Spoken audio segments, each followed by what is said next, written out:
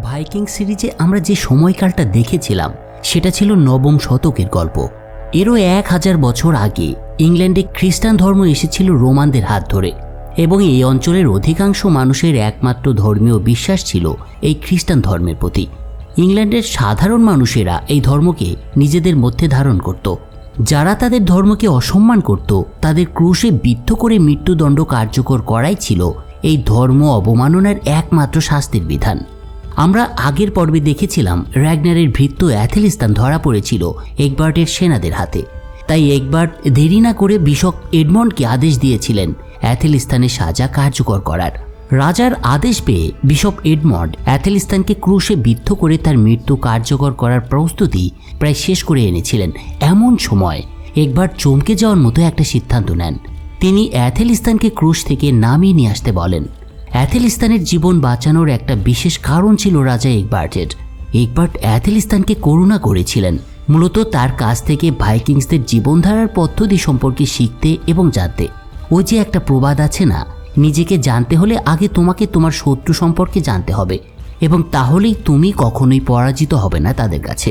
এগবার্টের ক্ষেত্রেও ঠিক তেমনটাই ঘটেছিল। তিনি চাইছিলেন অ্যাথেলিস্তানের মাধ্যমে ভাইকিংসদের সম্পর্কে বিস্তারিত জানার জন্য। সেদিন অ্যাথেলিস্তানের জীবন বাঁচানোর পর তার থেকে রাজা এগবার্ট বর্বর ভাইকিংসদের সম্পর্কে আরও ভালোভাবে শিখতে এবং জানতে পারছিলেন। এর থেকে একটা বিষয় বোঝা যায়, রাজা এগবার্ট সত্যিই খুব খোলা মনের মানুষ ছিলেন। এর কিছুদিনের মধ্যেই রাজা একটা অভিযোগের বিষয়ে সিদ্ধান্ত নেন। ভাইকিংসদের কাছ থেকে অ্যাথেলিস্তান যে আইনটা শিখেছিল সেটার ব্যবহার করেন তিনি এখানে। মাঝে মাঝেই রাজা তার রাজ্য পরিচালনার ক্ষেত্রে এটা ব্যবহার করতেন। ইংল্যান্ডে সেই সময়ে মহিলাদের মর্যাদা এত কম ছিল যে সেটা কল্পনাও করা কঠিন, বিশেষ করে খ্রিস্টানদের স্ত্রীদের। যদি কোনো স্বামী তার স্ত্রী সম্পর্কে অভিযোগ করত সেটাকে বড় একটা অপরাধ হিসেবে দেখা হতো এবং তাকে বিনা বিচারে দোষী হিসেবে শাস্তির ব্যবস্থাও করা হতো। এরকমই একটা বিচার অনুষ্ঠানে এগবার্ট অ্যাথেলিস্তানকে একদিন জিজ্ঞাসা করেন ভাইকিংসরা কীভাবে এইসব কেস হ্যান্ডেল করে। রাজার প্রশ্নের জবাবে অ্যাথেলিস্তানের উত্তরটা ছিল খুবই চমকে যাওয়ার মতো। সে বলেছিল ভাইকিংসরা সবার ক্ষেত্রেই সমান বিচার করে থাকে। এগবার্ট অবাক হয়েছিলেন অ্যাথেলিস্তানদের কথায়। তার এটা জেনে অবাক লেগেছিল যে ভাইকিংসরা সকলের জন্য সমান বিচারের ব্যবস্থা তৈরি করেছে। তাই সেদিন রাজা এগবার্ট যে মহিলার বিচারের জন্য রাজসভায় বসেছিলেন তাকে শেষ পর্যন্ত তিনি ক্ষমা করে দেন। এর কয়েকদিন পর এগবার্টের ছেলে প্রিন্স অ্যাথেলউলফ অ্যাথেলিস্তানের সাথে দেখা করেন। আসলে সে তার সাথে কিছু মানুষকে দেখা করাতে চেয়েছিলেন।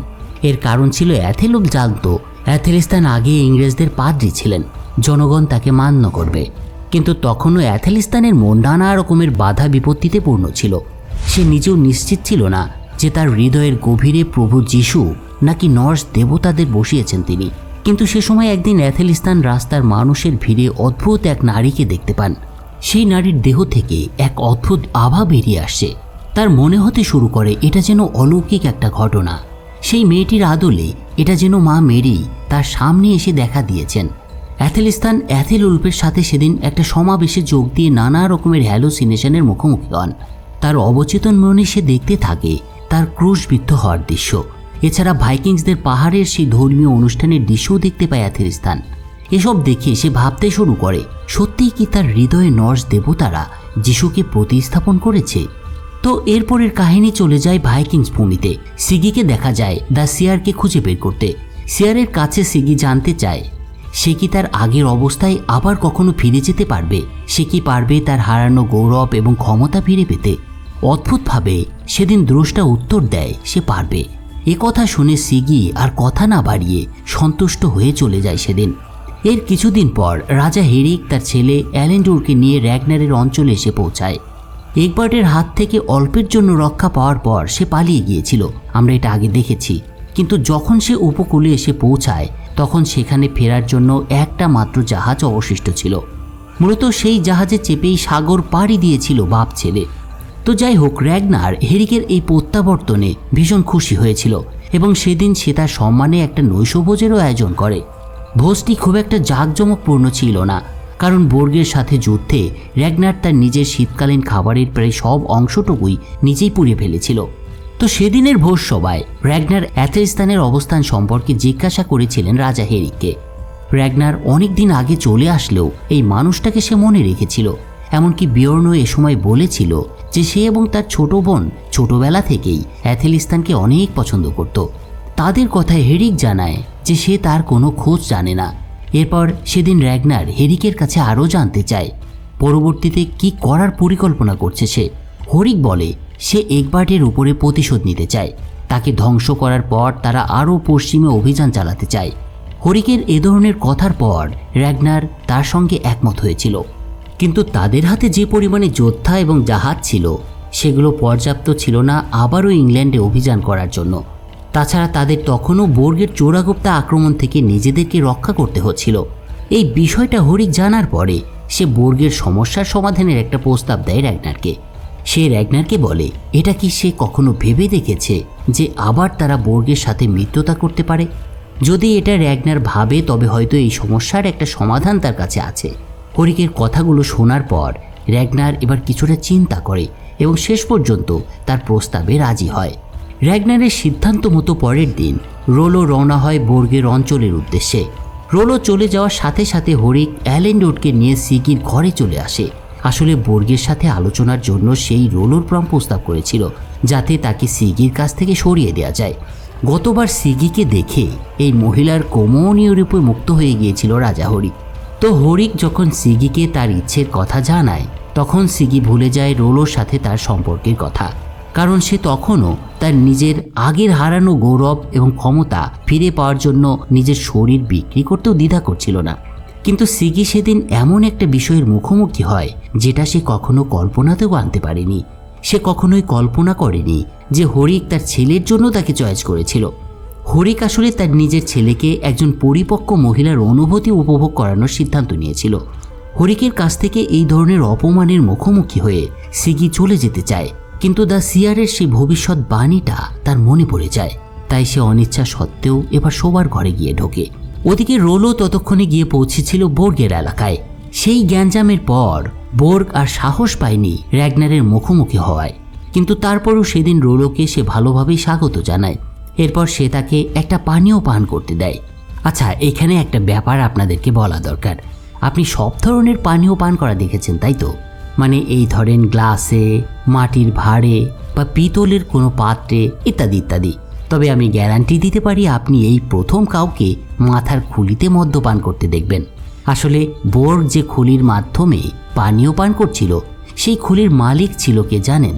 খুলির মালিক ছিল বোর্গের স্ত্রী, যে বহু বছর আগে মারা গিয়েছিল। কিছুক্ষণ আগে রোলো তার ভাই র্যাগনারের নির্দেশে বোর্গের অঞ্চলে এসে পৌঁছায়। তার সফরের উদ্দেশ্য ছিল বোর্গকে রাজি করানো। মূলত র্যাগনার তাকে সেই দায়িত্বটা দিয়েই পাঠিয়েছিল। র্যাগনারের সাথে রেইড করার জন্য পশ্চিমে যেতে সে একটা প্রস্তাব পাঠিয়েছিল রোলোর মাধ্যমে।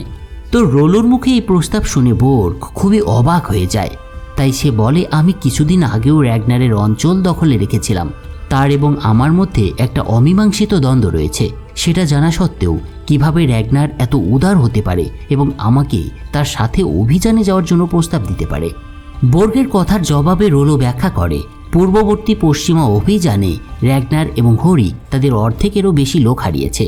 এখন তাদের কাছে পশ্চিমমুখী আরেকটা অভিযান পরিচালনা করার মতো পর্যাপ্ত জাহাজ এবং সৈন্য নেই।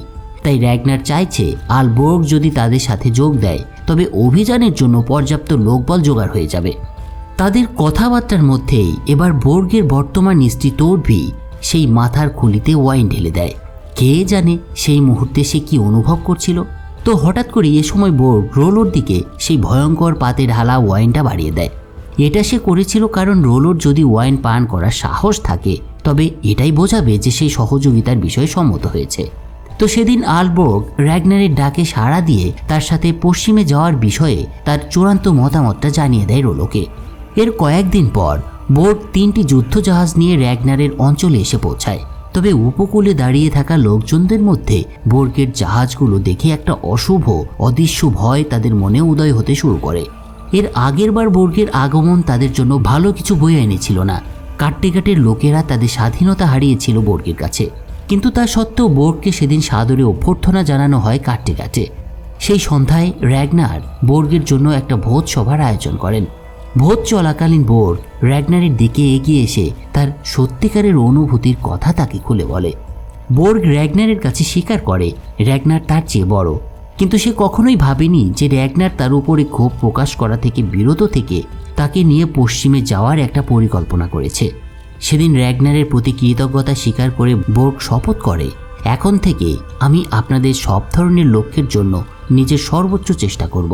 আমার অনুগত্য নিয়ে র্যাগনারের সন্দেহ করার কোনো দরকার নেই।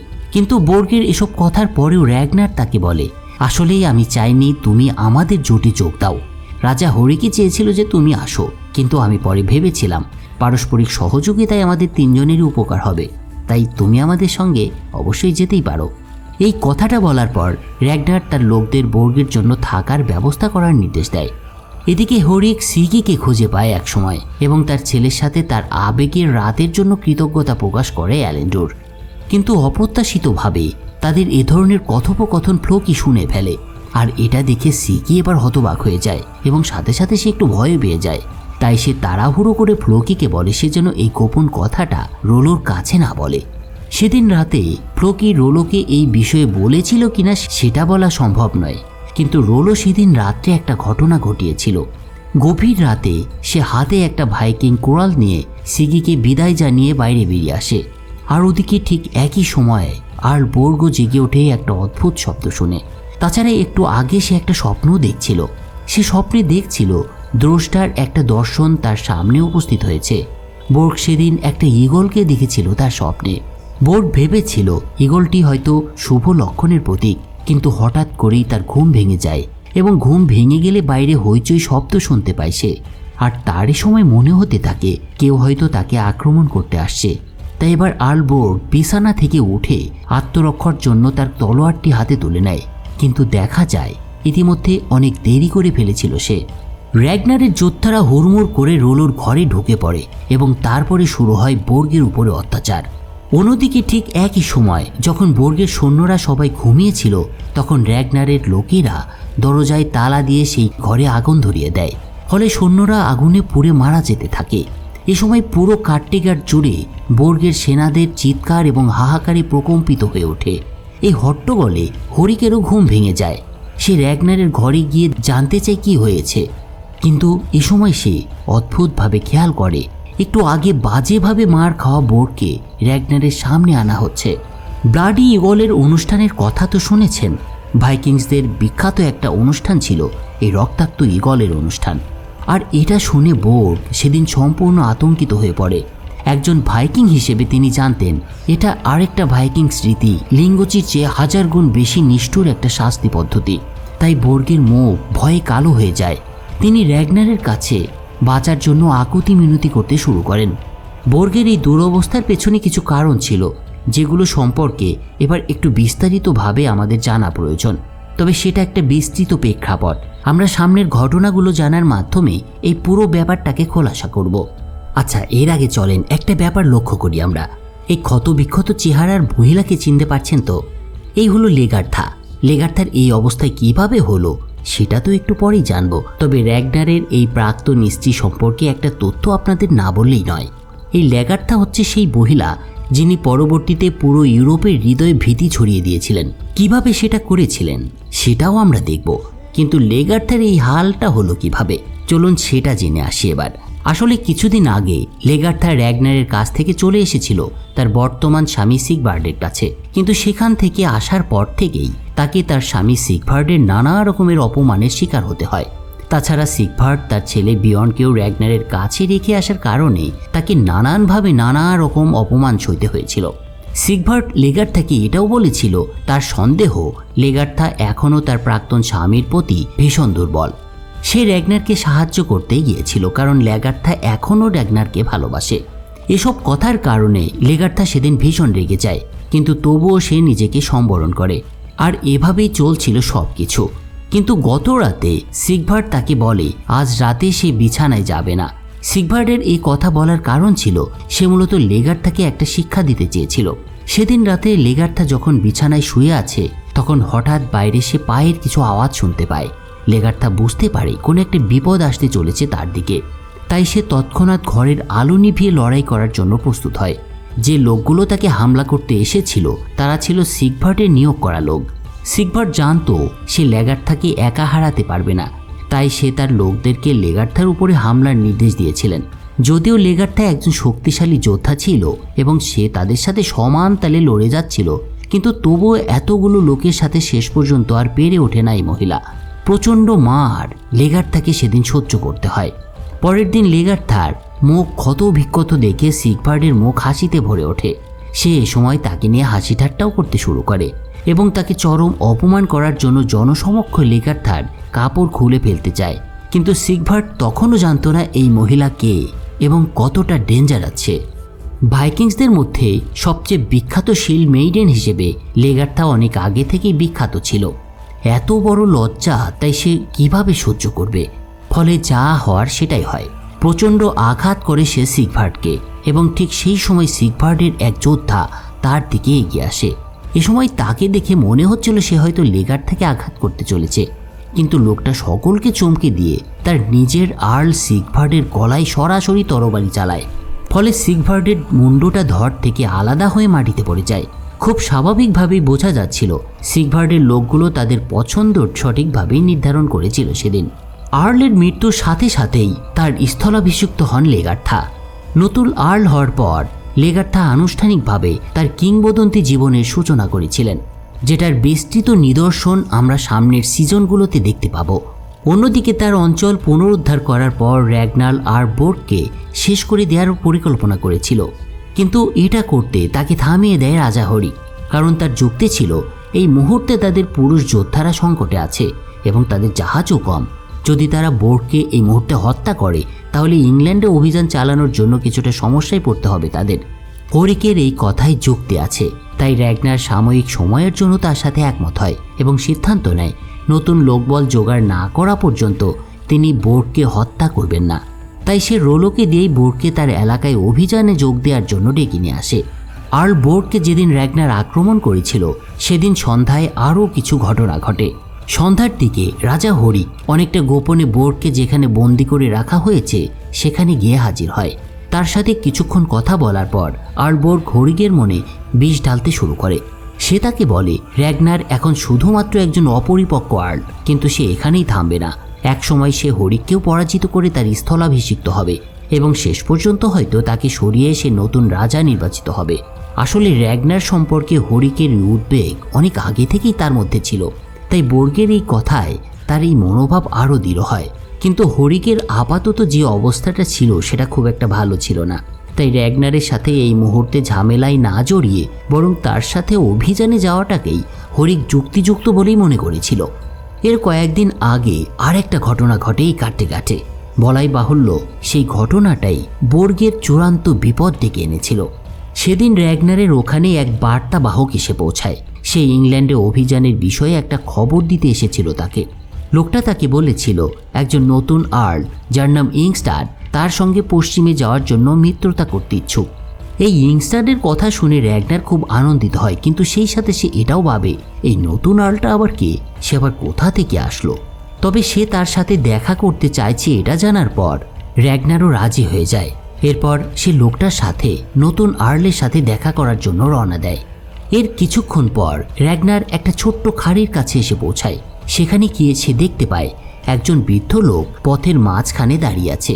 তাকে দেখে র্যাগনার যখন সামনে এগোতে শুরু করেছে তখন আর্ল ইংস্টাড একটা গাছের আড়াল থেকে বেরিয়ে আসে। এই নতুন আর্লকে দেখে র্যাগনার আসলে কখনো কল্পনাই করেনি যে সে লেগার্থাকে 1 মাস যেতে না যেতেই এই আর্লের রূপে দেখতে পাবে। প্রাক্তন স্ত্রীর সাথে দেখা হওয়ার পর লেগার্থা সরাসরি এবার র্যাগনারকে বলে তার কাছে 100রও বেশি যোদ্ধা এবং 4টি যুদ্ধ জাহাজ আছে, যেটা তার নতুন অভিযান শুরু করতে কাজে লাগতে পারে।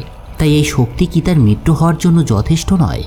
মূলত এরকম একটা কথা শুনে লেগার্থার প্রতি প্রচণ্ড খুশি হয় র্যাগনার। এরপর আসন্ন পশ্চিম অভিযান সম্পর্কে সবাই প্রস্তুতি নিতে শুরু করে। এর একদিন পর লেগার্থা যখন তার সৈন্যদের প্রশিক্ষণ দিচ্ছিল তখন অ্যাসলাগ স্ট্যান্ড থেকে লেগার্থাকে দেখছিল। সে র্যাগনারকেও বলেছিল লেগার্থার মতো সেও একজন যোদ্ধা হতে চেয়েছিল। আসলে অ্যাসলাগের শক্তিকেও অবমূল্যায়ন করা উচিত ছিল না।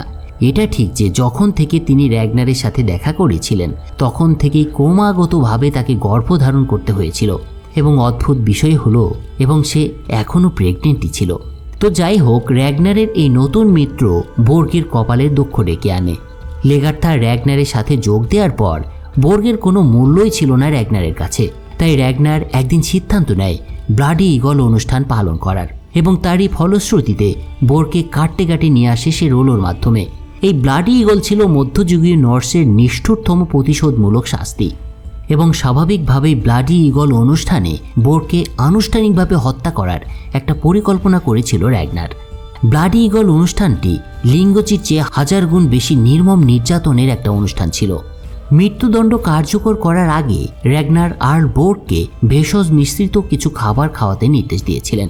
এই ভেষজের এমন ক্ষমতা ছিল যে কারোর উপর যখন এটা প্রয়োগ করা হয় তখন তারপর তাকে অনেক নির্যাতন করা হলেও সে খুব তাড়াতাড়ি মারা যাবে না। তো সেদিনের সেই অনুষ্ঠানের দিন রাতে বোর্গকে একসময় স্কোয়ারে নিয়ে আসা হয়। এখানকার সেটআপটা ছিল এক ধরনের বলিদান অনুষ্ঠানের মতো, এবং র্যাগনার জল্লাদ হিসেবে প্রধান ভূমিকায় অবতীর্ণ হয়েছিলেন। আর্ল বোর্গ জানতো মৃত্যুর হাত থেকে সে বাঁচতে পারবে না, তাই বোর্গ আর বৃথা সংগ্রাম করতে চায়নি তার জীবন বাঁচানোর জন্য। অনেকটা নিঃশব্দে আর্ল বোর্গ ধীরে ধীরে তার জামা কাপড় খুলে ফেলে এবং চুপচাপ মৃত্যুর জন্য অপেক্ষা করতে শুরু করে। এরপর আনুষ্ঠানিকভাবে মৃত্যুদণ্ড কার্যকর করার কাজ শুরু হয়।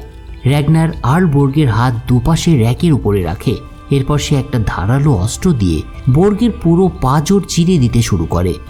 একসময় বোর্গের পিঠের মাংস কাটার কাজটা শেষ হয়ে আসে। এ সময় সারা বেদি আর্ল বোর্গের রক্তে লাল হয়ে যায়, কিন্তু শুরু থেকে শেষ পর্যন্ত বোর্গ অসহ্য যন্ত্রণা সহ্য করেছেন, কিন্তু একটু চিৎকার করেনি।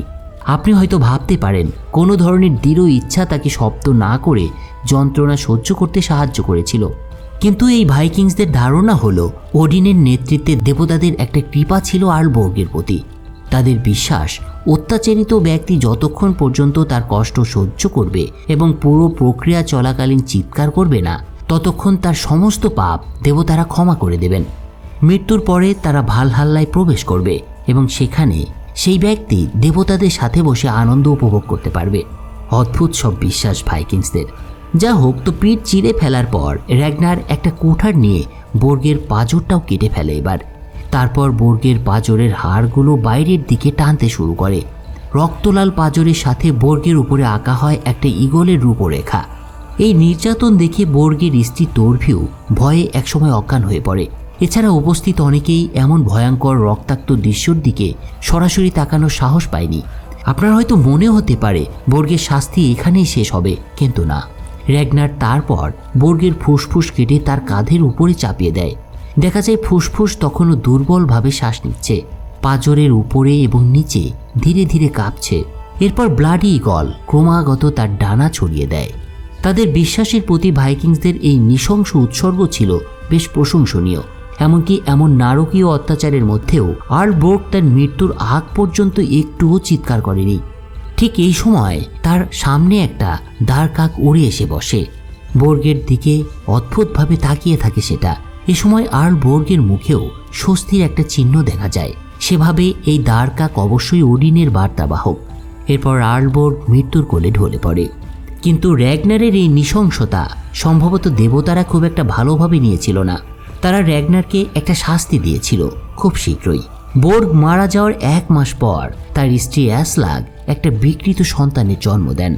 এই ছেলে জন্মগতভাবে প্রতিবন্ধী ছিল। তার পা থাকলেও হাঁটার জন্য সক্ষম ছিল না সে। স্বাভাবিকভাবেই এই ধরনের একটা শিশুর বড় হওয়া খুব কঠিন একটা বিষয় ছিল।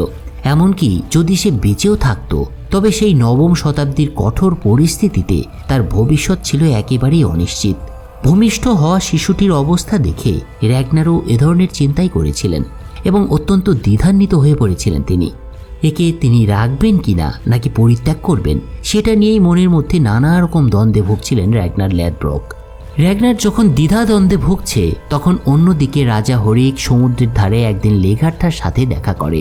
সেদিন সে লেগার্থাকে জিজ্ঞাসা করে সে পশ্চিম দিকে অভিযানের জন্য প্রস্তুত কিনা। লেগার্থা তাকে বলেছিল জাহাজ এবং যোদ্ধাদের রেডি করার জন্য এখনও তার কিছুটা সময় প্রয়োজন, আর এজন্য তার নিজের এলাকায় ফিরে যেতে হবে। এ কাজে অন্তত তার সম্ভবত 15 দিন সময় লাগতে পারে। তাদের কথার মধ্যেই একসময় তাদের এক দাসী পারুন ছুটে এসে র্যাগনারের সন্তানের সুসংবাদটা তাদের জানায়। খবরটা শুনে সে সময় বিয়র্ন খুব খুশি হয়। কিন্তু লেগার তার ফোকাস বিয়র্নের দিকে ছিল না। সে লক্ষ্য করছিল এই দাসী এবং তার ছেলের মধ্যে একটা অস্বাভাবিক সম্পর্ক তৈরি হয়েছে। যা হোক, এদিকে র্যাগনারের মধ্যে নতুন সন্তানকে নিয়ে চিন্তা ক্রমেই বাড়ছিল। সে তার পঞ্চম পুত্রের জন্য ভীষণ চিন্তিত ছিল। তার একটাই চিন্তা ছিল, এই শিশুটিকে এই নিষ্ঠুর পৃথিবী থেকে তাড়াতাড়ি চলে যেতে দেয়াই তার জন্য সর্বোত্তম কাজ হবে। আর সেই চিন্তা থেকেই র্যাগনার একটা ভয়ঙ্কর সিদ্ধান্ত নেয়। সেদিন রাতে যখন অ্যাসলাগ ঘুমাচ্ছিল, তখন র্যাগনার চুপি চুপি তার ছোট ছেলেকে একটা নদীর ধারে নিয়ে আসে। শিশুটির কষ্টের অবসান ঘটাতে র্যাগনার তাকে কয়েকবার কুড়াল দিয়ে কুপিয়ে মেরে ফেলতেও চায়, কিন্তু শেষ পর্যন্ত সে তো বাবা ছিল, তাই সেটা আর করতে পারেনি র্যাগনার। তাই ভাগ্যের হাতে একে ছেড়ে দিয়ে সেদিন নদীর ধারে তাকে ফেলে রেখেই চলে আসে র্যাগনার। কিন্তু সে আসার পর অ্যাসলগ জেগে উঠেছিল এবং তাদেরকে খুঁজতে শুরু করেছিল সে। আর খুঁজতে খুঁজতে একসময় র্যাগনার যেখানে সে ছোট্ট ছেলেটাকে রেখে গিয়েছিল সেখানে এসে হাজির হয় অ্যাসলগ, এবং ছেলেটাকে এই অবস্থায় দেখে তাকে পরম আদরে কোলে তুলে নেয় এবং শিশুটিকে ফিরিয়ে নিয়ে আসে ঘরে। বাড়িতে ফিরে ছোট্ট বাচ্চাটার বিষয়ে র্যাগনারকে রাজি করানোর চেষ্টা করে এবং শেষ পর্যন্ত দেখা যায় র্যাগনার অবশেষে তার স্ত্রীর অনুরোধে রাজি হয়। অ্যাসলাগের ধারণা ছিল এটা দেবতাদের ইচ্ছা, তাই সে এভাবে দুনিয়া এসেছে এবং তাকে তারা বাঁচিয়ে রেখেছে। তো এরপর ছেলেটার নাম কি রাখবে সেই নিয়ে আলোচনায় বসে দুজন। তারা দুজনে এই সদ্য ভূমিষ্ঠ হওয়া শিশুটার নাম রাখে আইভার। আর যেহেতু সে বিকলাঙ্গ ছিল, তাই নামের সাথে জুড়ে দেওয়া হয় বোনলেস কথাটা, অর্থাৎ তার নাম হয় আইভার দ্য বোনলেস। হ্যাঁ, এটা ঠিক। এই শিশুটি পরবর্তীকালে বিখ্যাত আইভার দ্য বোনলেস হয়ে উঠেছিল। আইভার দ্য বোনলেসের ইতিহাস ছিল অনেক নৃশংস। একজন প্রতিবন্ধী মানুষ হিসেবে ইতিহাসে বিখ্যাত হয়ে উঠেছিলেন এই আইভার দ্য বোনলেস। কিন্তু সেটা ঠিক কিভাবে হয়েছিল, এটা কিন্তু প্রচণ্ড চমকে যাওয়ার মতো একটা ভাইকিংস ইতিহাস। আর এই বিষয়গুলোই আমরা সামনের সিজনগুলোতে দেখতে পাবো। তবে আজ এ পর্যন্তই রাখছি এবং ফিরছি দ্বিতীয় সিজনের শেষ পর্বটা নিয়ে খুব শীঘ্রই। সে পর্যন্ত সবাই ভালো থাকুন এবং চ্যানেলের সাথে থাকুন।